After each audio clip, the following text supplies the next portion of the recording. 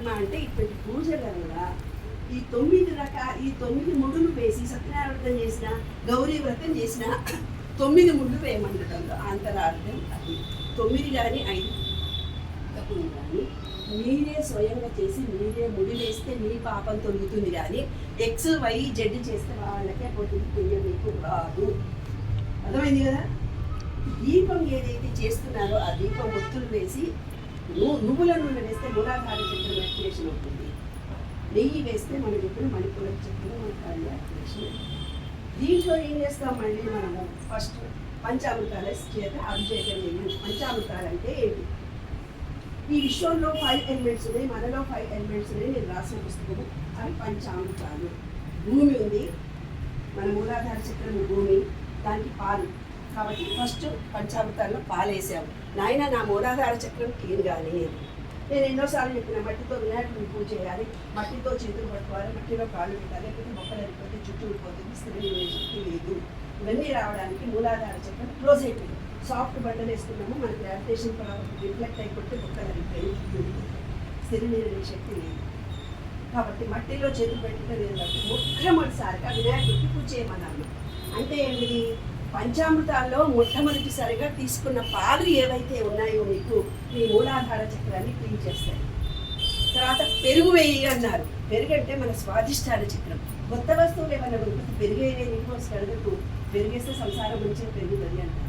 ఎప్పుడైతే పెరుగులో ఉండేది రిలేషన్షిప్ అంటే నీవు నేను అక్క చెల్లెలని ప్రేమ కలగడానికి అనేది పెరగాలన్నమాట. అది ఉంటేనే పిల్లలు పుట్టడం కానీ అవన్నీ జరుగుతాయి. అదొక రహస్యం. కాబట్టి పెరుగు అనేది రెండవది వేసాం పంచామృతాలు. మూడవది ఏం చేసాం? నెయ్యి వేసాం. మన మణిపూరక చక్రం యాక్టివేషన్. ఏం తిన్నా అరగదు అమ్మ మాకు, ఏం తిన్నా అరగదు, ఎప్పుడు చూసినా గ్యాస్ ట్రబుల్, ఏం తిందామన్నా పొట్ట ఉబ్బినట్టు అవుతుంది అంటారు. అది రాకుండా ఉండడానికి నెయ్యి వేసాం. దేవుడు చేయమన్నట్టు మన కాయమన్నట్టు. దాని తర్వాత ఏమిటి? తేనె వేశారు. మన హార్ట్ చక్ర ఓపెన్ అవుతుంది.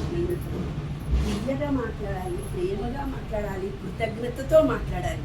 కృతజ్ఞత మాకు అందరికీ లేదా అని మనం అందరం అంటాం. ఎవరికి కృతజ్ఞత లేదు. ఎందుకు చెప్పులు విడిచిపడేస్తాం, ఉచ్చబోసి నీళ్ళు పోయకుండా వచ్చేస్తాం, బెడ్రూమ్లో ఉంటే కవర్ అక్కడ పడేస్తారు. అవునా లేదా? ఇదో కుర్చీలు వేసుకుంటాం, కుర్చీలు అక్కడ విడిచిపెట్టిపోతాం.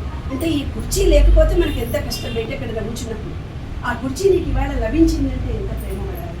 సొంతం ఇల్లు రాదు అంటే రాదు. అద్దెంట్లో ఉండి మనం ఆశ్రమాలకు కిటికీలను కొడతారు, దర్వాజలను కొడతారు, మొత్తం ఏమేమో అన్ని రగొట్టిపోతుంటారు.